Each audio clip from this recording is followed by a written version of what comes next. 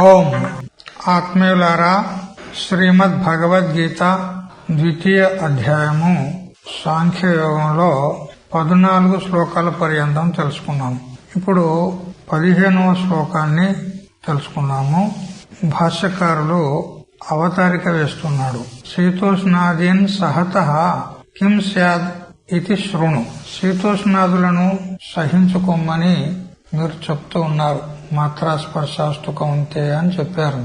ఏ కౌంతేయ, ఈ శీతోష్ణాదులను సుఖ దుఃఖాదులను సహించు అని మీరు చెప్తూ వచ్చారు. ఆ శీతోష్ణాదులను సహించినట్లయితే కిం స్యాత్ అంటే ప్రయోజనం ఏమిటి అని ఈ విధంగా అర్జునుడు శంకిస్తే దానికి సమాధానంగా శ్రీకృష్ణ పరమాత్మ శ్లోకాన్ని ప్రవృత్తం చేస్తున్నాడు. శ్లోకం చదవండి. 15వ శ్లోకం. యం హి న వ్యథయంత్యేతే పురుషం పురుషర్షభ సమదుఃఖ సుఖం ధీరం సోమృతత్వాయ కల్పతే. హే పురుషర్షభ అని అర్జునుణ్ణి సంబోధిస్తూ, ఏతే సమదుఃఖ సుఖం, ఈ సుఖ దుఃఖాల్లో సమస్థితిలో ఉన్నటువంటి ధీరం యం పురుషం, బుద్ధిమంతుడైనటువంటి ఏ పురుషుడైతే ఉన్నాడో అతన్ని నా వ్యథయంతి, ఈ సుఖ దుఃఖాలు శీతోష్ణాదులు బాధించవు. ఇట్లు ఎవరైతే శీతోష్ణాదుల యందు సుఖ శుఖదుఖాల యందు సమాన స్థితి సమస్థితి అంటే హర్ష విషాదాలను పొందకుండా ఎవరైతే ఉంటారో అటువంటి పురుషుణ్ణి ఈ శీతోష్ణాదులు నా వ్యథయంతి, అవి అతన్ని బాధించవు. అటువంటి వాడే అమృతత్వాయ కల్పతే. అమృతత్వం అంటే మోక్షం. మోక్షానికి కల్పతే అంటే సమర్థుడవుతాడు, అర్హుడవుతాడు అని ఇక్కడ శీతోష్ణాదులను సహించడం వల్ల కలిగేటువంటి ప్రయోజనాన్ని చెప్పినాడు భగవంతుడు. దానికి ఇప్పుడు మనము భాష్యం చూద్దాము. యం హి ఇతి, యం హి పురుషం సమదుఃఖ సుఖం, ఏ పురుషుణ్ణైతే అంటే ఏ పురుషుడు ఇక్కడ సుఖ దుఃఖాలయందు సమబుద్ధి కలిగినటువంటి వాడు. సమే దుఃఖ సుఖే యస్య, సుఖము దుఃఖము ఎవనికైతే సమానముగా ఉంటాయో, శీతోష్ణాదులు సమానముగా ఉంటాయో అతడు సమదుఃఖ సుఖం. సుఖ దుఃఖ ప్రాప్తౌ హర్ష విషాది రహితం, సుఖ దుఃఖాలు ప్రాప్తమైనప్పుడు, శీతోష్ణాదులు ప్రాప్తమైనప్పుడు హర్ష విషాదాలను పొందనటువంటి వాడు. సామాన్య జనులు ఎలా ఉంటారు? దుఃఖం కలిగినప్పుడు విషాదాన్ని పొందుతారు, సుఖం కలిగినప్పుడు హర్షాన్ని పొందుతారు. ఆ విధంగా కాకుండా సుఖ దుఃఖాల యందు శీతోష్ణాదుల యందు సమస్థితి కలిగి ఎవరైతే ఉంటారో అటువంటి ధీరం. ధీరం అంటే ధీమంతం అంటే బుద్ధిమంతుడు. ధీ అంటే ఇక్కడ జ్ఞానం, ధీ అంటే జ్ఞానం, జ్ఞానవంతుడు. అటువంటి వాణ్ణి నా వ్యథయంతి అంటే నా చాలయంతి, బుద్ధిమంతుడైనటువంటి వాణ్ణి ఈ శీతోష్ణాదులు సుఖ దుఃఖాదులు విచలితుణ్ణి చేయవు. ఎందుకు అంటే నిత్యాత్మ దర్శనాత్, అతడు నిత్యము ఆత్మను దర్శించినందువల్ల. ఇక్కడ పదార్థ శోధన జరుగుతుంది. ఇప్పుడు ఇక్కడ తత్వం పదార్థ శోధన జరుగుతుంది. అంటే ఇక్కడ ఇతడు తత్వమసి మహావాక్యంలోని పదార్థాలను శోధన చేసినాడు కాబట్టి ఆ తత్పదం యొక్క వాచ్యార్థమైనను మరి త్వం పదం యొక్క వాచ్యార్థంలోనూ ఏదైతే విరోధి భాగం ఉన్నదో, జీవబ్రహ్మల యొక్క ఏకత్వానికి విరోధి భాగం ఉన్నదో దాన్ని బాధ చేశాడు. అంటే మిథ్య అని నిశ్చయం చేశాడు. మిథ్యత్వ నిశ్చయమునకే బాధ అందరూ, బాధ యొక్క లక్షణం. మరియు ఆత్మ నిత్యమున్నది, ఏకమున్నది, విభు ఉన్నది, అసంగమున్నది అని ఈ విధంగా ఆత్మను దర్శించుకున్నందువలన, ఆత్మదర్శి అయినందువలన యథోక్తాః శీతోష్ణాదయః, ఇప్పుడు చెప్పుకున్నటువంటి మాత్రా స్పర్శాస్తు కౌంతేయ శీతోష్ణ సుఖ దుఃఖ దాహ అని ఏదైతే శీతోష్ణాదులు సుఖ దుఃఖాలు మనం చెప్పుకుంటూ వచ్చామో అవి అతనిని బాధించవు. సహ నిత్యాత్మ దర్శన నిష్ఠ ద్వంద్వ సహిష్ణు అమృతత్వాయ అనగా అమృత భావాయ అనగా మోక్షాయ కల్పతే అంటే సమర్థో భవతి.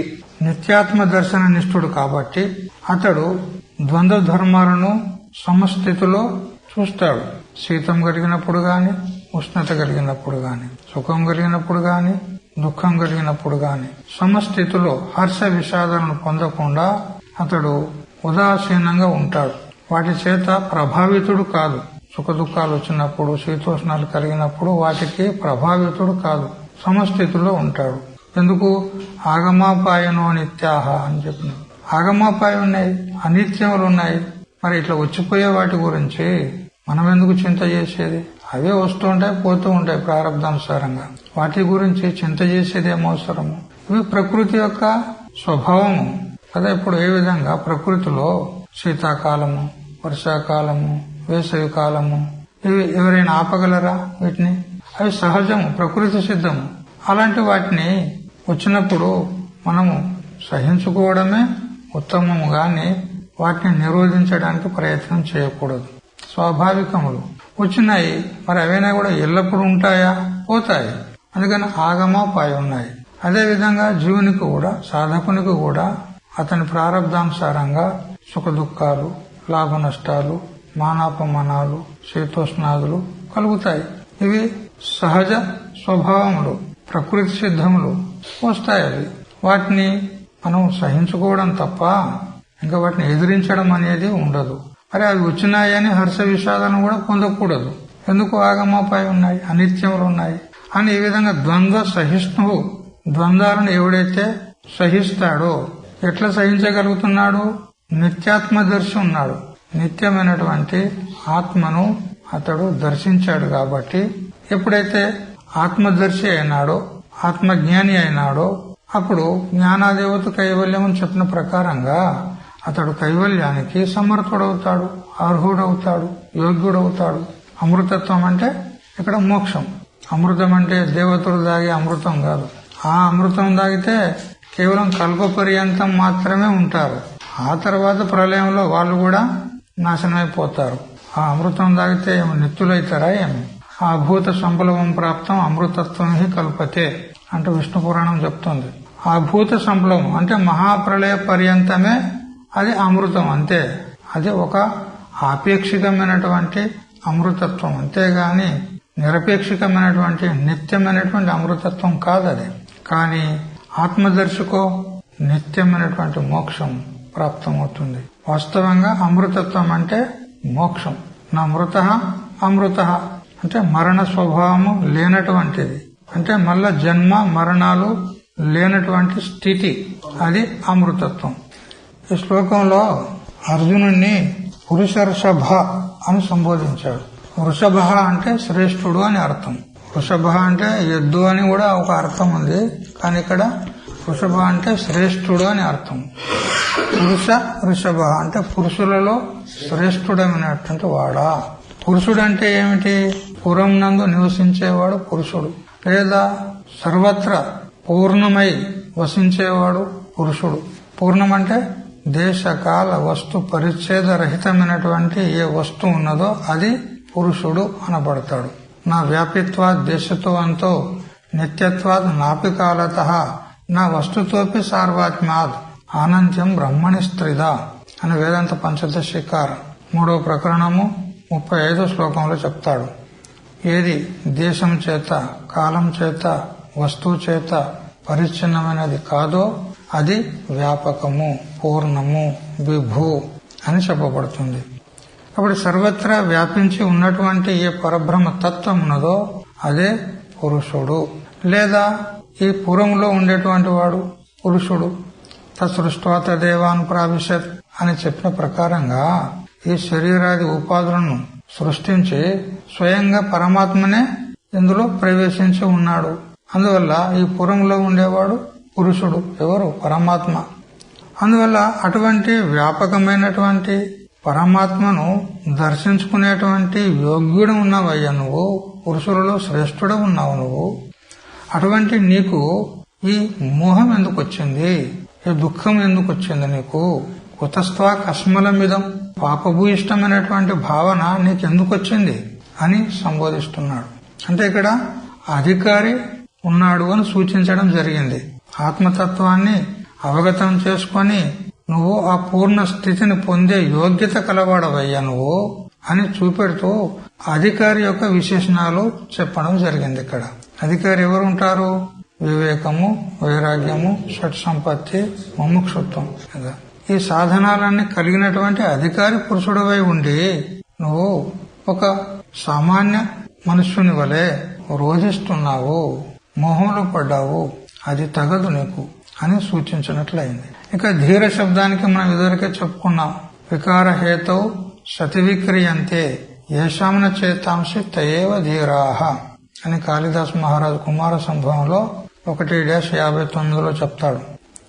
మనస్సును వికృతమునర్చేటువంటి శబ్దాది విషయాలు ఎదుట పడినప్పటికీ కూడా అతని మనస్సు వికృతిని పొందదు, వికారాన్ని పొందదు. అటువంటి వాడు ధీర పురుషుడు అని చెప్తున్నాడు. అదే ఇప్పుడు శీతోష్ణాలు ఒకవేళ తటస్థపడినా గాని అతని మనస్సును వికారాన్ని కలిగించేటువంటి అవస్థ ప్రాప్తమైనప్పటికీ కూడా అధికంగా శీతలము, అధికంగా ఉష్ణత, సుఖము, దుఃఖము, మానము, అపమానం, ద్వంద్వ ధర్మాలు ఎదురైనప్పుడు మనసు వికృతిని పొందుతుంది. సామాన్య జనులకు దుఃఖము ప్రాప్తమైనప్పుడు సామాన్య జనులు ఏం చేస్తారు? అయ్యో అని ఏడుస్తారు, వికారాన్ని పొందుతారు. అందువల్ల ఎవరి మనసు అయితే వికృతిని పొందదో అతడు ధీర పురుషుడు. ఎందుకు? అతడు ఆత్మతత్వ దర్శి ఉన్నాడు, నిత్యాత్మతత్వ దర్శి ఉన్నాడు. కాబట్టి అతని యొక్క మనస్సు వికృతిని పొందదు. కాబట్టి అతడు ధీర పురుషుడు అనబడ్డాడు. ఇక్కడ ధీర శబ్దము శృతుల్లో కూడా అక్కడక్కడ తరచుగా వినబడుతుంది. ఈ ధీర శబ్దం చేత అధికారిని సూచించడం జరుగుతుంది అని ఇక్కడ మనం తెలుసుకోవాలి. భాష్యం తెలుసుకున్నాము. ఇప్పుడు దానికి ఆనందగిరి టీకా చూద్దాము. అధికారి విశేషణం తితిక్షుత్వం నా ఉపయుక్తం. పూర్వ శ్లోకంలో మీరు అధికారికి తితిక్ష చాలా అవసరము, అది ఉత్తమమైనటువంటి సాధన అని మీరు చెప్తూ వచ్చారు. కానీ అధికారికి తితిక్షుత్వాన్ని విశేషణంగా మీరు చెప్పారు, అది ఉపయుక్తం కాదు, ఏం ఉపయోగం లేదంటాడు. ఎందుకనంటే కేవలస్య తస్య పుమర్త అహేతుత్వాత్, కేవల తితిక్ష ఉన్నంత మాత్రాన పురుషార్థం సిద్ధించదు అంటాడు. పురుషార్థం అంటే మోక్షం, మోక్షం సిద్ధించదు. కేవల తితిక్ష ఉన్నంత మాత్రాన పురుషార్థం కలుగుతుందా? ఇప్పుడు ఎంతో మంది సాధువులు హిమాలయాల్లో ఉంటారు, చలికి తట్టుకొని, వాళ్ళకి తితిక్ష లేదంటావా? ఉంది. కానీ అందరేం ఆత్మజ్ఞానులా, ఏం ముక్తులా? వాళ్ళంతా తితిక్ష ఉంటే ఏం ఉపయోగం లేదు, అదేం పురుషార్థానికి సాధనం కాదు అని ఈ విధంగా శంకాకారుడు అంటాడు. సీత ఇతి, అప్పుడు సమాధానము చెప్తాడు. అట్లా కాదు, ఇక్కడ కేవలము తితిక్ష అనేదే కాదు. ఇక్కడ తితిక్ష శబ్దం చేత మనము వివేక వైరాగ్యాదుల సహితమైనటువంటి ఆ తితిక్ష మోక్షానికి హేతు అని తెలుసుకోవాలి ఇక్కడ. ఎందుకంటే అధికారి అయినటువంటి వానికి షట్ సంపత్తి కూడా అవసరం. శమ, దమ, ఉపరతి, తితిక్ష, శ్రద్ధ, సమాధానం. అంటే తితిక్ష అనే శబ్దం చేత కేవలం ఒక తితిక్షనే అని మనం ఇక్కడ అర్థం చేయకూడదు. మరేమనగా వివేక వైరాగ్యాది సహితం తత్, వివేక వైరాగ్యాల సహితమైనటువంటి ఆ తితిక్ష మోక్ష హేతు, అది మోక్షానికి హేతు అవుతుంది. అయితే కేవలం తితిక్ష మోక్షానికి హేతు కాదు, జ్ఞాన ద్వారా తదర్థమితి, జ్ఞానము ద్వారా మోక్షానికి హేతు. అధికారికి ఈ లక్షణాలు ఉండాలి. ఉన్న తర్వాత అతడు గురు శాస్త్రాన్ని ఆశ్రయించి శ్రవణాదులు చేస్తాడు, విచారం చేస్తాడు. అప్పుడు జ్ఞానం కలుగుతుంది, జ్ఞానం ద్వారా మోక్షం కలుగుతుంది. అందుకని జ్ఞానం ద్వారా మోక్షానికి తితిక్ష కూడా సాధనం ఉన్నది. అందుకని తితిక్ష మోక్షానికి సాధనం కాదు అని ఈ విధంగా శంక చేయకూడదు. తితిక్ష కూడా చాలా ప్రధానమైనటువంటి సాధకునికి.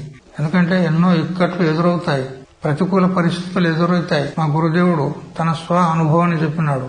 అతడు కాశీలో అధ్యయనం చేస్తున్నప్పుడు అతనికి ఏదో జ్వరము లాంటిది వచ్చిందంట. అతనికి మహాభయంకరమైనటువంటి జ్వరం వస్తే అతన్ని అడ్మిట్ చేశారు హాస్పిటల్లో.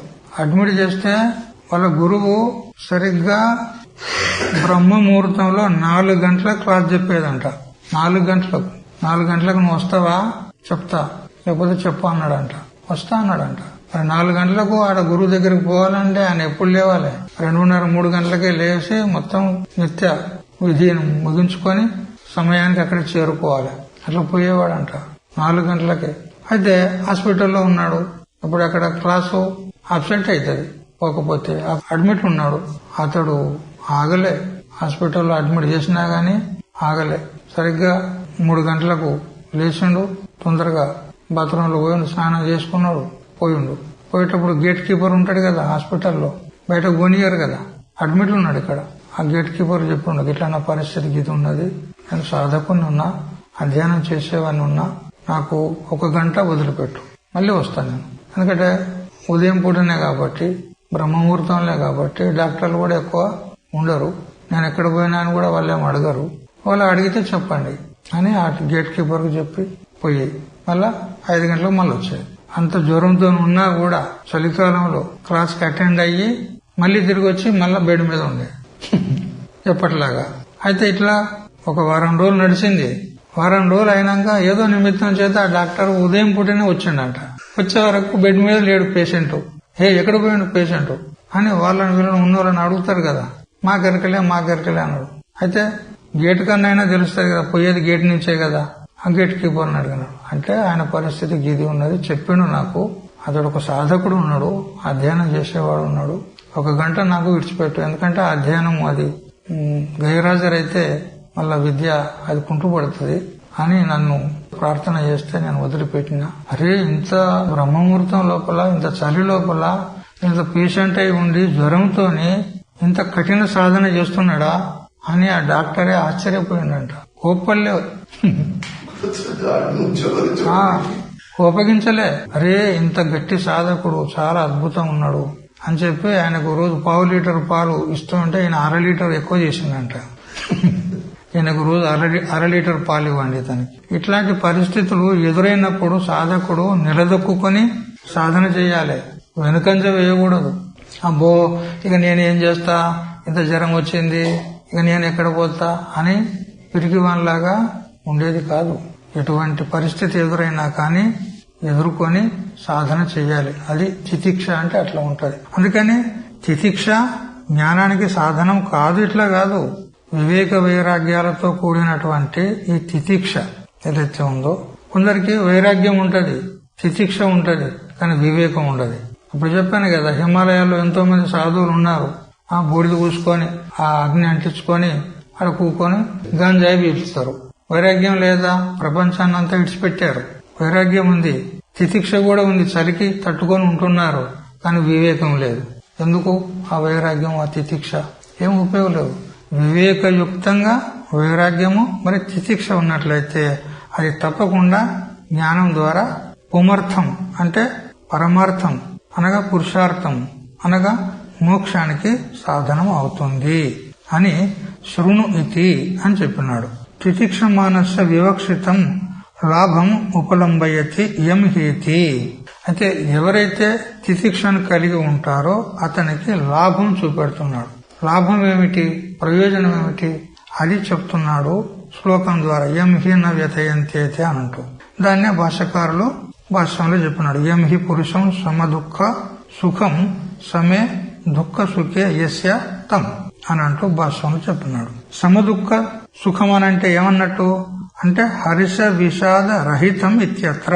హర్షము విషాదము ఏది కూడా లేకుండా సమస్థితిలో ఉంటాడు అని చెప్పినట్లయింది. అంటే ఈ తితిక్ష కలిగి ఉండడం అనంటే సమాధి సాధన సంపన్నత్వం ఉచ్యతే. సమాధి షట్క సంపత్తిలో తితిక్షను ఒకటి చెప్పాడు. ఇక్కడ ఒక తితిక్షనే కాదు, శమము, దమము, ఉపరతి మరియు శ్రద్ధ, సమాధానం మిగతావి కూడా అతనిలో ఉన్నాయి. అందుకని అతడు సాధించగలుగుతున్నాడు, నిత్యాత్మ దర్శనం చేసుకోగలిగినాడు. అంటే ఇక్కడ సంపూర్ణంగా వివేకం, వైరాగ్యం, షట్సంపత్తి, మోక్షత్వం అన్ని కలిగినటువంటి సాధకుణ్ణి ఇక్కడ పురుషర్షభ అనేటువంటి శబ్దంతోనే భగవంతుడు సూచించాడు. అంటే ఆత్మదర్శనం కేవలము అధికారి పురుషునికే కలుగుతుంది, అనధికారికి కలుగదు అని చక్కగా నొక్కి ఒక్కానించి చెప్పాడు భగవంతుడు. ఇక్కడ కొందరు వింటూ ఉంటారు, వేదాంతాన్ని శ్రవణం చేస్తూ ఉంటారు, కానీ సాధనాలు ఉండయి, వాళ్ళకు జ్ఞానం మాత్రం కలగదు. ఏదో గుణగోవిందంతోనే వింటూ ఉంటారు అంతే. ఇప్పుడు ఎంతో మంది గృహస్థులు ఇప్పుడు యూట్యూబ్ లో వింటున్నారు. ఎంతమందికి సాధనాలు ఉన్నాయి, ఎంతమందికి వివేకాదులు ఉన్నాయి, వైరాగ్యం ఉంది. మాకు మెసేజ్లు పెడతారు, స్వామీజీ ఇది చెప్పండి అది చెప్పండి అని. అంటే మీరు ఇళ్లలో కూర్చొని విషయోపభోగాలను అనుభవించుకుంటూ మాకు ఆత్మజ్ఞానం కావాలంటే ఎక్కడ దొరుకుతుంది? ఆత్మజ్ఞానికి అధికారం చెప్పింది ఉన్నది. వివేకం, వైరాగ్యం, షట్ సంపత్తి ఉన్నాయా మీ దగ్గర? ఏదో అనాయాసంగా మీకు ఆ ఫోన్లోనో ఆ టీవీలోనో కనపడుతుంది, అనాయాసంగా వింటున్నారు అంతే. అంతలోపల జ్ఞానం అవుతుందేమి? అందుకని అట్లా ఎప్పుడు కూడా మీకు జ్ఞానం కలగదు. వివేకాది సాధనలను పొంది ఒక శ్రోత్రియుడు బ్రహ్మనిష్ఠుడు అయినటువంటి గురువును ఆశ్రయించి కొన్ని రోజులు వారి సాన్నిధ్యంలో ఉండి వారి అనుగ్రహానికి పాత్రులయ్యి వారి ముఖారవిందం నుండి తత్వమస్యాది మహావాక్యాలను శ్రవణము, మననము, నిధిధ్యాసనం చేస్తే అప్పుడు జ్ఞానం కలుగుతుంది. ఇది వీధిలో దొరికేటువంటి పాలకూర కట్టనా, మార్కెట్లో దొరికేటువంటి పాలకూర కట్టనా ఇది అని ఇట్లా చెప్తూ ఉంటాను నేను. అందుకని ఇది కేవలం అధికారి పురుషునికి మాత్రమే లభ్యమవుతుంది ఆత్మజ్ఞానం, కాదు అందరికీ. ఎంతో మంది వింటున్నారు ఇప్పుడు గృహస్థులు. ఒక్కొక్కడు మంచంలో వండుకొని ఎదురుగా టీవీని చూసుకుంటా వింటున్నాడు. వాడు ఒకసారి నేను లైవ్ లో పెట్టినప్పుడు చూసిన, వాడు మంచిగా ఆ మంచంలో వండుకొని ఆ స్నాక్స్ తినుకుంటే వింటాడు వాడు. అటువంటి వానికి జ్ఞానం కలుగుతుందా? సాధారణమైనటువంటి పని కాదు ఇది. పురుష శ్రేష్ఠునికైతేనే, అధికారి పురుషునికైతేనే జ్ఞానం కలుగుతుంది, సామాన్యమైనది కాదు జ్ఞానం అంటే. అందుకని వివేకము, వైరాగ్య సహితంగా మరియు సమాధుల సహితంగా ఉన్నటువంటి అధికారి పురుషునికే అటువంటి ధీమంతం ఇది అన్నాడు. ధీమంతం అంటే అధికారి పురుషుడు. ఇది నిత్యానిత్య వివేక భాగిత్వం. కాబట్టి నిత్యానిత్య వివేకము, వైరాగ్యము, షట్ సంపత్తి, ముముక్షుత్వం ఇవన్నీ కలిగినటువంటి అధికారి పురుషుణ్ణి చెప్పినట్లయింది. పురుషర్షభ అనే శబ్దం చేత మరియు ధీరం అనే శబ్దం చేత. ఏతచ్చ ఉభయం వైరాగ్యాదేహే ఉపలక్షణం. ఈ సుఖ దుఃఖాల యొక్క సహనం, ఈ శీతోష్ణాదుల యొక్క సహనం అంటే ద్వంద్వముల యొక్క సహనం ఏదైతే ఉందో ఇది వైరాగ్యాదులకు ఉపలక్షణం. అంటే సంపూర్ణ అధికారి విశేషణాలు అతనికి ఉండాలి, అధికారి లక్షణాలు తప్పక ఉండాలి. అటువంటి వాడే నిత్యాత్మ దర్శనం చేసుకోగలుగుతాడు. నిత్య ఆత్మ దర్శనం. ఈ శరీరాదులను కూడా ఆత్మ అనే వాళ్ళు ఉన్నారు కదా చాలా మంది చార్వాకాదులు, వారు కూడా ఆత్మదర్శులే. శరీరమే ఆత్మ అని తెలుసుకున్నాడు కదా వాడు ఆత్మజ్ఞాని ఉన్నాడు, వాడు ఆత్మదర్శి. కొందరు ప్రాణమాత్మ అంటారు, కొందరు మనస్సాత్మ అంటారు, కొందరు ఇంద్రియాల ఆత్మ అంటారు, కొందరు శూన్యమే ఆత్మ అంటారు, కొందరు బుద్ధి క్షణిక విజ్ఞానవాదులు, యోగాచారి మొదలైనటువంటి వాళ్ళు ఆత్మదర్శులే వీళ్ళంతా. కానీ నిత్యాత్మదర్శులు కాదు. నిత్యాత్మ ఒకటే ఒకటి, ఏకం ఏవ అద్వితీయం బ్రహ్మ. అటువంటి ఆత్మను తెలుసుకున్నాడు ఇక్కడ. తత్పదార్థ శోధన, త్వంపదార్థ శోధన చేసి మరి అసుపదం యొక్క వివక్షను తెలుసుకున్నాడు. పరమాత్మనే నీవు అని అసుపదం బోధిస్తుంది కాబట్టి ఇతడు కూడా నిశ్చయం చేసుకున్నాడు, అహం బ్రహ్మాస్మి, బ్రహ్మైవ అహమస్మి అని. ఈ విధంగా నిత్యాత్మ దర్శనం చేసుకున్నాడు కాబట్టి త్వమర్థ జ్ఞానం. కాబట్టి తత్వం పదార్థ శోధన చేసి అతడు యథార్థమైనటువంటి ఆత్మ దర్శనాన్ని చేసుకున్నాడు. అందుకే ధీర పురుషుడు అనబడుతున్నాడు. అంటే సాధన చతుష్టయవంతం అధికారిణం అనుద్య. తితిక్ష అనే శబ్దం చేతనే, ధీమంతుడు అనే శబ్దం చేతనే మనము సంపూర్ణ అధికారి లక్షణాలను ఇక్కడ సంగ్రహం చేసుకోవాలి. సాధన చతుష్టయవంతం, వివేకం, వైరాగ్యం, షట్ సంపత్తి, ముముక్షుత్వం కలిగినటువంటి ఏ అధికారి పురుషున్నాడో అధికారిణం అనుద్య, ఆ అధికారిని అనువాదం చేస్తూ త్వంపదార్థ జ్ఞానవత తస్య మోక్షోపాయిక వాక్యార్థ జ్ఞానాయ యోగ్యతాం ఆహా. ఇటువంటి అధికారి పురుషుడు తత్వం పదార్థాలను శోధన చేసి, అంటే వాక్యార్థ జ్ఞానాన్ని పొంది, వాక్యమేది మహావాక్యం తత్వం అసి, ఆ మహావాక్యాన్ని శోధన చేసినాడు. త్వంపదము, తత్పదము, వాచ్యార్థము, లక్ష్యార్థము ఇవన్నీ శోధన చేసి వాచ్యార్థంలోనే ఏదైతే లక్ష్య చైతన్యం ఉన్నదో దాన్ని భాగత్యాగ లక్షణ చేత వివేచనం చేసి, తత్పదం యొక్క లక్ష్యమైనటువంటి శుద్ధ చైతన్యం, వ్యాపక చైతన్యం, బ్రహ్మ చైతన్యం ఏదైతే ఉందో అదే ఈ దేహాది సంఘాతంలో ఉన్నటువంటి, ఈ సంఘాతం కంటే విలక్షణమైనటువంటి సాక్షి చైతన్యము, అది నేనే అని తెలుసుకున్నాడు. సాక్షి బ్రహ్మస్వరూప యొక్క నహీ భేదుకో గంధ రాగద్వేష మతికే ధర్మ తామే మానత అంధ అని విచారసాగరం. సాక్షి బ్రహ్మము ఇద్దరు ఒకటే, వారిద్దరికి భేదం గంధమాత్రం కూడా లేదంటాడు. సాక్షికి బ్రహ్మకు భేదం గంధమాత్రం కూడా లేదు. బ్రహ్మమే సాక్షి, సాక్షియే బ్రహ్మం. భేదము ఎత్కించేది కూడా లేదు అని ఈ విధంగా తెలుసుకున్నాడు. ఎప్పుడు ఇంత దగ్గర ఏదైతే ఆరోపితమైనటువంటి అజ్ఞానం ఉండేనో ఆ అజ్ఞానాన్ని తత్వం పదార్థ శోధన చేసి ఏమైంది, విచారా జాయతే జ్ఞానం అని చెప్పిన ప్రకారంగా జ్ఞానోదయం అయింది. జ్ఞానానికి విరోధి ఎవరు? అజ్ఞానం. జ్ఞానం కలిగిందే తడవు, అజ్ఞానం నష్టమైపోయింది. అప్పుడు ఆ అజ్ఞానమే మోక్షానికి ప్రతిబంధకంగా ఉండే కాబట్టి మోక్షానికి ప్రతిబంధకమైనటువంటి అజ్ఞానం నష్టం ఒకట తోడనే మోక్షము స్వతసిద్ధం. అతడు ముక్తుడైపోయినాడు, అమృతత్వాన్ని పొందినాడు. విభేద జనకే జ్ఞానం నాశమాత్యంతికం గతేహే ఆత్మనో బ్రహ్మనోర్ భేదం అసంతం కహకరిష్యతి అని అంటూ విష్ణు పురాణం చెప్తూ ఉంది. భేదాన్ని కల్పించేటువంటిది అజ్ఞానం. ఆ భేద కల్పనకమైనటువంటి అజ్ఞానము జ్ఞానం చేత నష్టమైపోయిన తర్వాత ఇక భేదాన్ని కలిగించేవాడే లేనప్పుడు ఇక అతనికి అభేద బోధనే ఉంది. భేదం గంధమాత్రం కూడా లేదని తెలుసుకున్నాడు. అటువంటి వాడే అమృతత్వాయ కల్పతే, అమృతత్వానికి సమర్థుడవుతాడు, యోగ్యుడవుతాడు, అర్హుడవుతాడు అని 15వ శ్లోకానికి భాష్యము మరియు టీక కూడా తెలుసుకున్నాము. ఇప్పుడు 16వ శ్లోకం. మనము ఇంతకు ముందుకు 13వ శ్లోకంలో దేహినోస్మిన్ యథా దేహే కౌమారం యౌవనం జరా తథా దేహాంతర ప్రాప్తి ధీరస్తత్ర నముహ్యతి అనే శ్లోకంలో స్థూల శరీరం నుంచి ఆత్మను వివేచనం చేయడం జరిగింది అని తెలుసుకున్నాం. తర్వాత మాత్రాస్పర్శాస్తు కౌంతేయ శీతోష్ణ సుఖ దుఃఖదాహ ఆగమాపాయనో నిత్యాహ తాం తితిక్షస్వ భారత. ఈ శ్లోకం ద్వారా లింగ శరీరం నుంచి ఆత్మను వేరు చేశాం. ఇక ఆ శీతోష్ణాదులను సహించుకున్న వానికి ఫలమేమిటి అని శంక ప్రాప్తమైనప్పుడు ఈ 15వ శ్లోకాన్ని ప్రవృత్తం చేశాడు శ్రీకృష్ణ పరమాత్మ. ఇప్పుడు ఈ 16వ శ్లోకంలో కారణ శరీరం నుంచి ఆత్మను వివేచన చేస్తున్నాడు. 3 శరీరాలు కదా, స్థూల శరీరము, సూక్ష్మ శరీరం, కారణ శరీరం. ఇప్పుడు కారణ శరీర వివేచనము చేస్తాడు. అయితే భగవంతుడు సాక్షాత్తుగా చెప్పలేదు స్థూల శరీరం నుంచి ఆత్మను వివేకం చేస్తున్నా అని. భగవంతుడు శ్లోకాల్లో చెప్పిండా? చెప్పలే. సూక్ష్మ శరీరం నుంచి ఆత్మను వివేచన చేస్తున్నా, కారణ శరీరం నుంచి ఆత్మను వివేచన చేస్తున్నా అని భగవంతుడు చెప్పలే. మరి శంకరాచార్యులు కూడా చెప్పలే, భాష్యకారులు కూడా చెప్పలేదు. మరి ఎవరు చెప్పింది, మీరెందుకు చెప్తున్నారు ఇట్లా అని ఎవరైనా అడుగుతారు. పూర్వపక్షి అడుగుతారు. సాక్షాత్ శ్రీకృష్ణ పరమాత్మ చెప్పలేదు, మరి భాష్యకారులు కూడా చెప్పలేదు.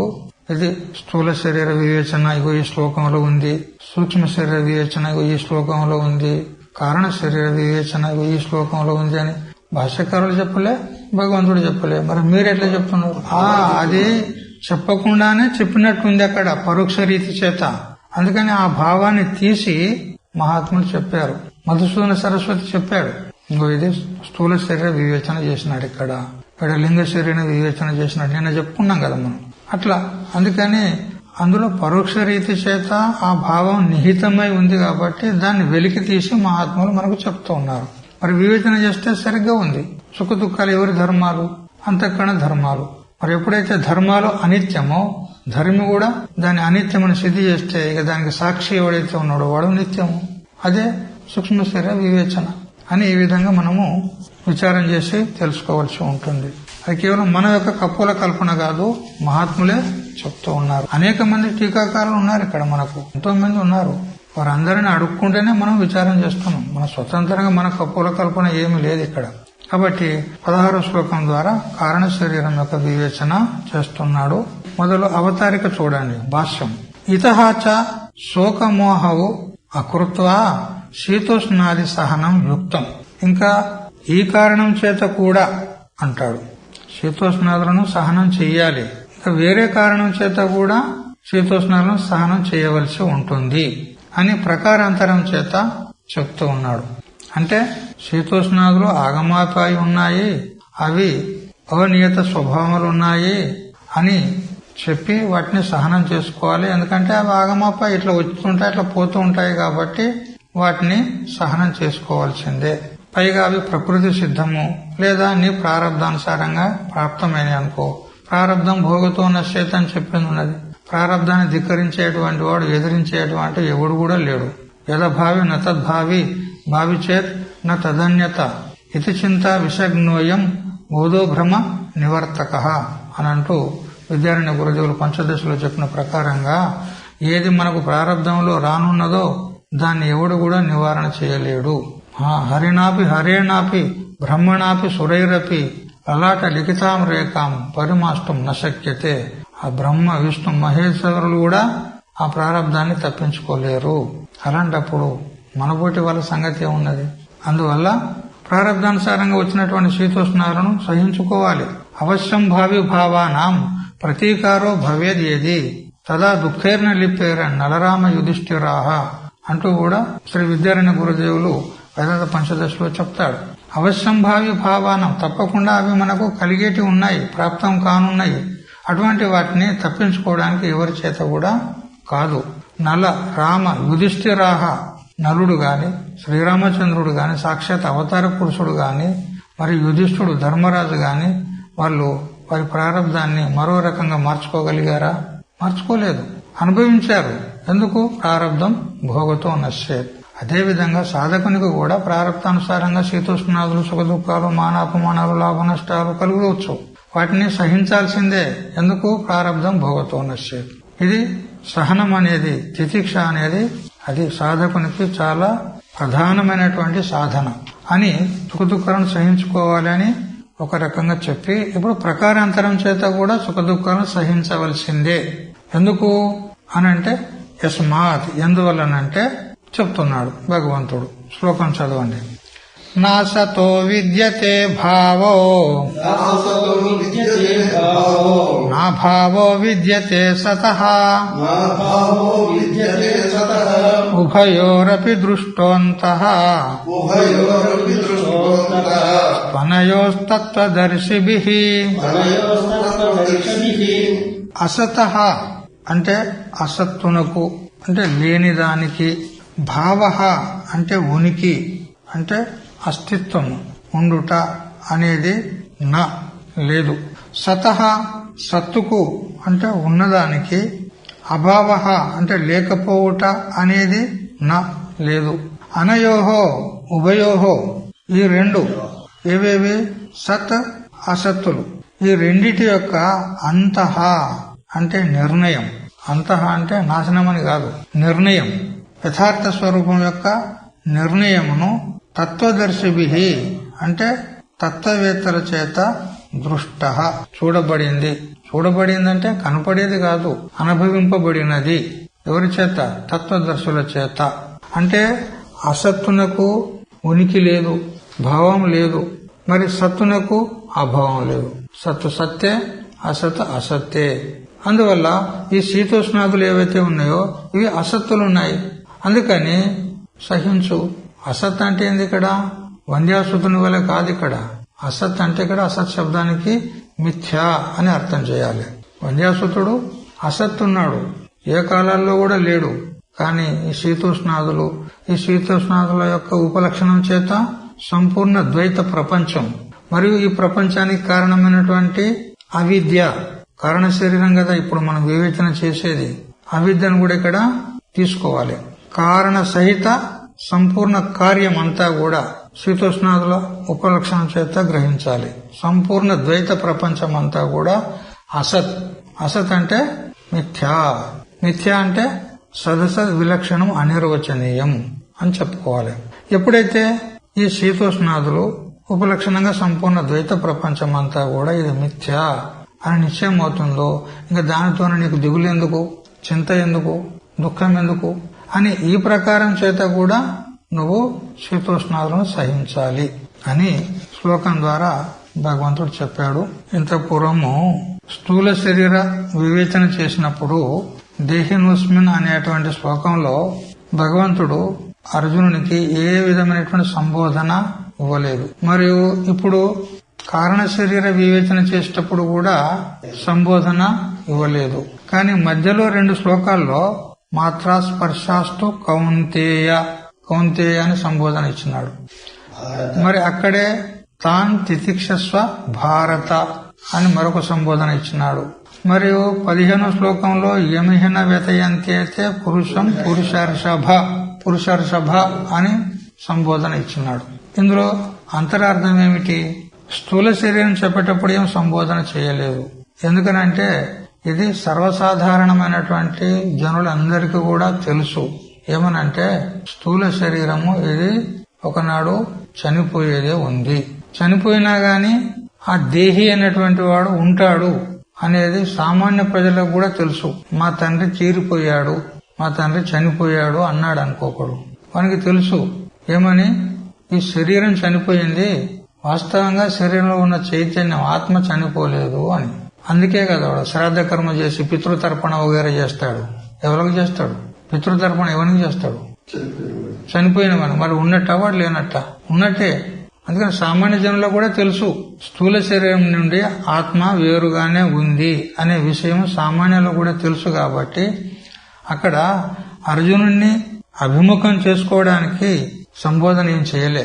సర్వసాధారణం, ఇది నీకు తెలుసు, సామాన్య ప్రజలకు కూడా తెలుసు అని అర్జునుడి సంబోధన ఎప్పుడు చేస్తారు? అభిముఖం చేసుకోవడానికి. కొంచెము అనవధారణలో గనక ఉన్నట్లయితే ఏమయ్యా వింటున్నావా అని ఇట్లా మనం అంటామా లేదా?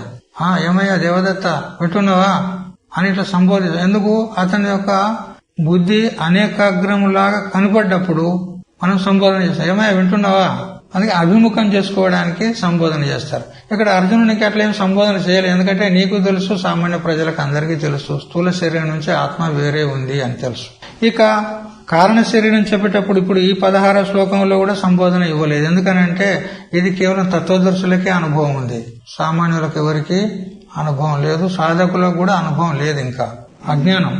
ఇప్పుడు ఈ వర్తమ్మ విడది కారణ శరీరం నుంచి విడదీయటానికి కేవలం దైవానుగ్రహం తప్ప తన వల్ల అవ్వదు. అంతే. అదైతే ఉండాలి. మొట్టమొదటి 4 కృపలు ఉండాలి. ఈశ్వర కృప, అంతఃకరణ కృప, గురు కృప, శాస్త్ర కృప. ఇవైతే తప్పకుండా ఉండాలి అధికారి పురుషునికి, సాధకునికి. అవి ఉన్నవాడే విచారంలో ప్రవృత్తుడైతాడు. కాబట్టి కారణ శరీరం నుంచి ఆత్మను వివేకం చేయుట, కారణ శరీరం అంటే అజ్ఞానం, ఆ అజ్ఞానం నుంచి ఆత్మను విడదీయుట అది తత్వదర్శులకే సాధ్యం. తత్వాన్ని యథార్థంగా దర్శించినటువంటి వాడే కదా, జ్ఞానం కలిగితేనే కదా అజ్ఞానం నష్టం అయిపోతుంది. అందుకని ఇది తత్వదర్శులకే సాధ్యం కాబట్టి ఇది సర్వసామాన్యులకు అనుభవ గోచరం లేదు. అందువల్ల ఇక్కడ అది కేవలం తత్వజ్ఞానులకే ఉన్నది కాబట్టి అర్జునుడిని సంబోధించలే, అర్జునుడిని అభిముఖం చేసుకోవడానికి సంబోధన చేయలేదు. కానీ అర్జునుడు సాధకుడు, అధికారి పురుషుడు కాబట్టి, సాధన చేస్తున్నాడు కాబట్టి ఆ సాధకుడు ఇప్పుడు ఏం చేస్తున్నాడంటే ఈ సూక్ష్మ శరీరంతో తాదాత్మ ఆపన్నమైనటువంటి ఆత్మను వేరే చేస్తున్నాడు. అధ్యాస వాస్తవంగా ఎక్కడైంది అనంటే సూక్ష్మ శరీరాన్ని అభిమానిస్తేనే అప్పుడు అధ్యాస దృఢపడింది అతనికి. అహం కర్త, అహం భోక్త, అహం సుఖి, అహం దుఃఖి అని సూక్ష్మ శరీర ధర్మాలను అధ్యసించి ఆరోపించుకొని జన్మవరణ రూప సంసారానికి గురవుతున్నాడు. జన్మవరణ రూప సంసారంలో తిరగాడేది ఎవడు? స్థూల శరీరమా? స్థూల శరీరం అది ఒక శరీరంలో ఉంటుంది, అంతటితోనే సమాప్తం అయిపోతుంది. కానీ సూక్ష్మ శరీరం జ్ఞానం కలిగేంత వరకు అది చావదు, అది నిత్యం ఉన్నది సూక్ష్మ శరీరం. ఆ సూక్ష్మ శరీరం నుంచి వేరు చేయాలంటే చాలా కృషి అవసరం. ఎందుకంటే జన్మజన్మల సంస్కారాలన్నీ కూడా ఎక్కడున్నాయి? సూక్ష్మ శరీరంలో ఉన్నాయి, అంతఃకరణంలో ఉన్నాయి. కర్తృత్వ భోక్తృత్వాలు అంతఃకరణంలో ఉన్నాయి, సుఖ దుఃఖాలు అంతఃకరణంలో ఉన్నాయి. అందుకని ఇది జబర్దస్త్ అన్నమాట, ప్రతిబంధకం సూక్ష్మ శరీరం. అందుకని దీన్ని వేరు చేయాలంటే అభిముఖం చేసుకోవాలి. ఏమాయ వింటున్నావా అని అలర్ట్ చేయాలి. ఎందుకంటే ఇది చాలా ప్రధానమైన విషయం, సూక్ష్మ శరీరం నుంచి ఆత్మ వేరు చేయడం. ఎందుకంటే సకల సంస్కారాలన్నీ కూడా ఇందులోనే ఉన్నాయి. మరి వాటిని అన్నిటి నుంచి కూడా మనం విడిపడి సూక్ష్మ శరీరం నుంచి ఆత్మను వేరు చేయాలంటే ఇది చాలా ప్రధానమైనటువంటి విషయము.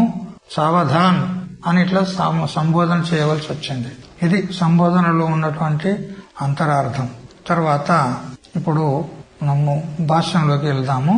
నా సత ఇతి నా అసత అసత అంటే అవిద్యమానస్య శీతోష్ణాదేహే. శీతోష్ణాదులు ఏవైతే ఉన్నాయో వాటికి అస్తిత్వం లేదు అంటాడు. సత్ అంటే భావము, అస్తిత్వము. అసత్ అంటే అస్తిత్వం లేకుండుట. ఈ శీతోష్ణాదులకు ఉపలక్షణంగా సంపూర్ణ ద్వైత ప్రపంచం, దేహాదిక ప్రపంచం అంతా కూడా అసత్ రూపం ఉన్నది. అసత్ అంటే వంద్యాసూచన వల్లే కాదు. ఇక్కడ అసత్ శబ్దానికి మనము మిథ్యా అని తెలుసుకోవాలి. ఎందుకంటే ప్రపంచము మనకు పరిదృశ్యమానం అవుతుండగా ఇది వంద్యాసూతంలాగా ఉన్నదానంటే ఎట్లా సంభవం? వంద్యాసూతుడు అంటే ఎవడికి కనపడడు ఉన్నాడు? ఎవడన్నా చూసిండా? ఏ యుగంలోనన్నా ఎవడన్నా చూశాడా? లేనే లేడు. వాడు శశిశృంగము, కూర్మరోమము, ఆకాశ పుష్పము, నరశృంగము, గర్దభ శృంగము ఇవి ఎప్పుడూ లేవు. అట్లా లేదు ఈ ప్రపంచము. దృశ్యమానం మంచిగా కనపడుతున్నది. చిత్ర విచిత్రం రంగురంగుల ప్రపంచం కనపడుతుంది. అందుకే కదా పురుషుడు ఆసక్తుడైతున్నాడు. అందులో కనపడుతుంది కానీ వాస్తవంగా లేదు. అది చెప్పేది ఉన్నది ఇక్కడ. ఈ శంకరాచార్యుల యొక్క హృదయగత భావాన్ని ద్వైతవాదులు సరిగా అర్థం చేసుకోలేదు. బ్రహ్మ సత్యం జగన్మిథ్య జీవో బ్రహ్మైవ నాపరహ అనే అర్ధ శ్లోకంలోనే మొత్తం పూర్తి వేదాంతం అంతా చెప్పినాడు శంకరాచార్యుల వారు. ఆయన భావం ఎవరికి కూడా అర్థం కాలేదు. మిథ్య అంటే పూర్తిగా అసత్తు అని అనుకుంటారు వాళ్ళు. అర్థం చేసుకోలేక మిస్అండర్స్టాండింగ్ చేసుకొని భ్రమలో పడుతున్నారు. ఆ శంకరాచార్యులు ఇట్లా ఉన్నాడు, అట్లా ఉన్నాడు, లేదంటాడు. లేదంటే ఎట్లా? వంద్యాసూతం లాగా ఉన్నది ఈ ప్రపంచం.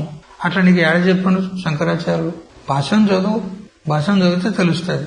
భాషను చదువురు ఏం లేదు, విపరీతార్థం చేసుకుంటారు. ఇక్కడ అసత్ అంటే మిథ్య అంటే లేనే లేదు, ఇట్లా కాదు, ఉంది కానీ పరమార్థం కాదు.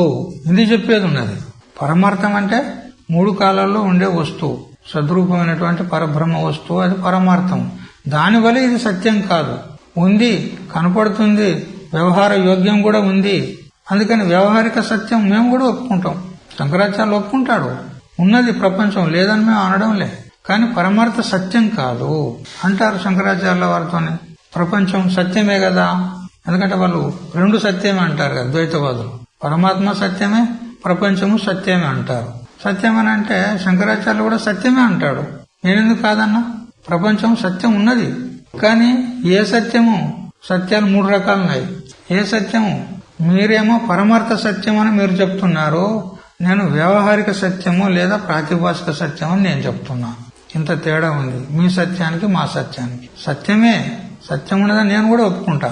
కానీ వ్యవహారిక సత్యం మాత్రమే, పరమార్థ సత్యం మాత్రం కాదు.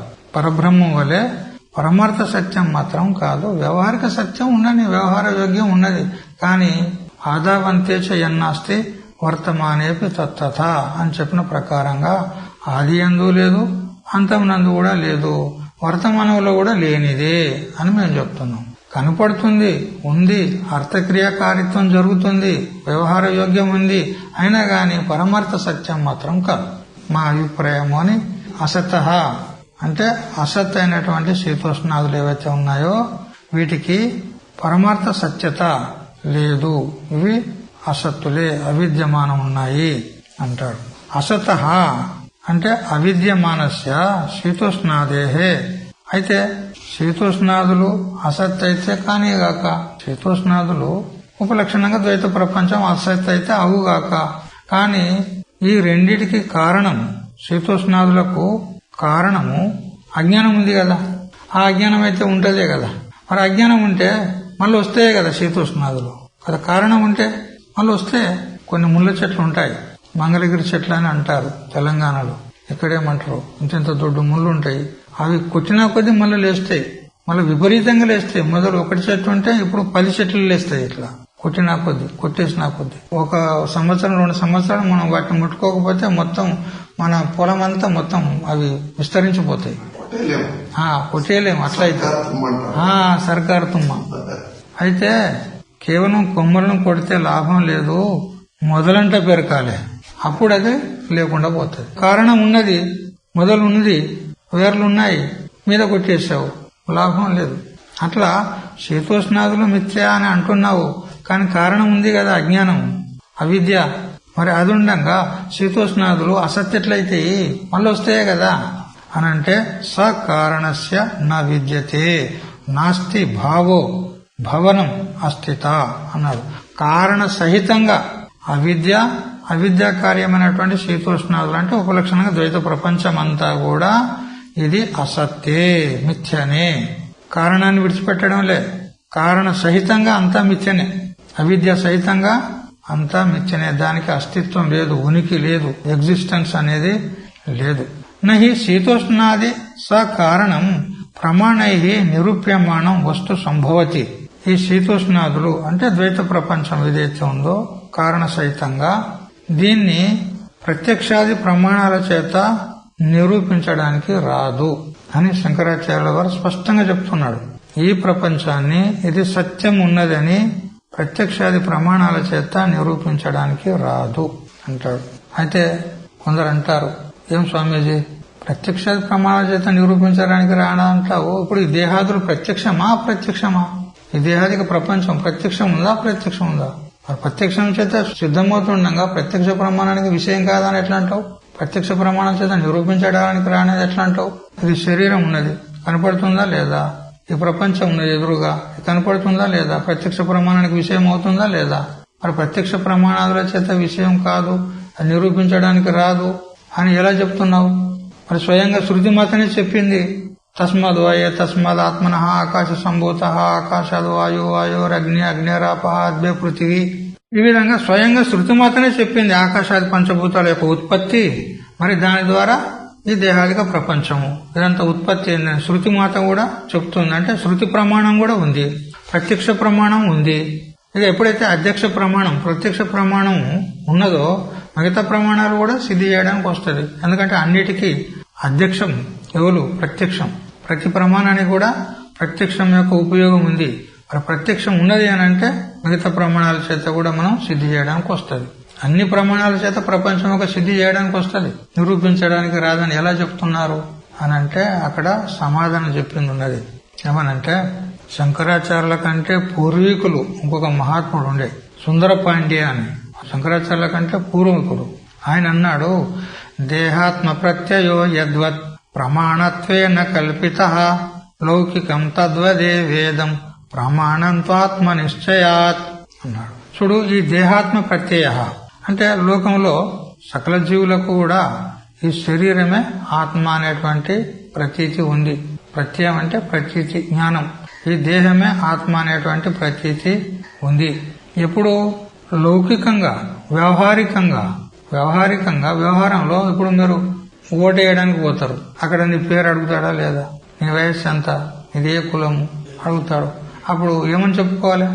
నేను ఫలానా అని చెప్పుకోవాలి. దేన్ని పురస్కరించుకొని చెప్పుకోవాలాడా? శరీరాన్నే కదా, స్థూల శరీరాన్నే. మరి ఇప్పుడు అక్కడ ఆత్మ అంటే ఎవరు? స్థూల శరీరమే. ఇది వ్యవహారంలో జరుగుతుంది. వ్యవహారంలో ఈ స్థూల శరీరమే ఆత్మ అనేది జరుగుతుంది. ఇది ప్రమాణంగా కూడా స్వీకరించబడుతుంది. అవునయ్యా, ఆయన ఫలానా కొడుకు అని సపోర్ట్ కూడా ఇస్తారు ఇతర జనులు. ఇది ప్రామాణికం ఉన్నది, లోకంలో వ్యవహారికంగా జరుగుతూ ఉంది. దేహాత్మ ప్రత్యయో యద్వత్ ప్రమాణత్వేన కల్పితః. ఈ దేహాత్మ ప్రత్యయం ఏదైతే ఉందో, ఈ దేహమే ఆత్మ అనేటువంటి జ్ఞానం ఏదైతే ఉందో దీనికి ప్రామాణ్యత వ్యవహార దశలో ఉంది. లౌకికం తద్వదే వేదం ప్రమాణం. ఈ లౌకిక ప్రమాణాలు కూడా ప్రత్యక్ష, అనుమాన, ఉపమాన, శాబ్ది, అర్థాపత్తి, అనుపలబ్ధి అనేటువంటి ఈ షట్ ప్రమాణాలు ఏవైతే ఉన్నాయో ఇవి లౌకిక ప్రమాణాలు అనబడతాయి. వ్యవహార దశలో ఇవి ఉపయుక్తములున్నాయి. అందుకని ఎంతవరకు వీటి యొక్క ప్రామాణికత్వము అని అంటే ఆత్మనిశ్చయాత్ అన్నాడు. ఆత్మనిశ్చయం అయ్యేంత వరకు అంటే యథార్థమైనటువంటి స్వరూప జ్ఞానం కలిగేంత వరకు, యథార్థంగా నేను పరబ్రహ్మ స్వరూపుణ్ణి, అహం బ్రహ్మాస్మి బ్రహ్మైవాహమస్మి అని ఎప్పుడైతే కలుగుతుందో అప్పుడు ఈ ప్రపంచము గాని, ఈ దేహము గాని, మరి ఈ వ్యవహారికమైనటువంటి ప్రత్యక్షాది ప్రమాణాలు గాని ఇవన్నీ కూడా బాధ అయిపోతాయి. మరి వీటి యొక్క ప్రామాణికత ఎంతవరకు అంటే వ్యవహార దశలో మాత్రమే వీటికి ప్రామాణికత్వం ఉంది. పరమార్థ సత్త చేత ఈ ప్రమాణాలకు ప్రామాణికత్వం లేదు. ఆ ప్రమాణాల చేత సిద్ధి అయ్యేటువంటి ఈ జగత్తు కూడా అస్తిత్వం లేదు. అదే చెప్పేది ఉన్నది మాకు. వ్యవహారికంగా ప్రపంచం లేదని మేము చెప్తలేము, వ్యవహారికంగా ఉంది. కానీ పరమార్థ సత్త చేత అసత్తు అని మేము చెప్తున్నాం. అంటే మిథ్య అని చెప్తున్నాం. ఈ విధంగా కేవలం 2 పంక్తులు మాత్రమే చదువుకున్నాం భాష్యంలో. ఇంకా విస్తారంగా దీని మీద శాస్త్రార్థం ఉంది. పూర్వపక్షులు వచ్చి నిలబడి శంకలు చేస్తారు. ఇంపార్టెంట్ శ్లోకం ఇది, చాలా గొప్ప శ్లోకం, అద్భుతమైనటువంటి విచారణ ఉంది దానిలో. మళ్ళా టీకాకారులు కూడా ఎంతో మంది ఎంతో చక్కగా విచారణ చేసినారు సూక్ష్మంగా. సరే, మనకు ఎంత సాధ్యమైతే అంత విచారణ చేయడానికి ప్రయత్నం చేద్దాం. మిగతా విషయం రేపటి నుంచి తెలుసుకుందాం. హరి ఓం తచ్చత్. ఓం సహనావతు సహనౌ భునక్తు సహ వీర్యం కరవావహై తేజస్వినావధీతమస్తు మా విద్విషావహై.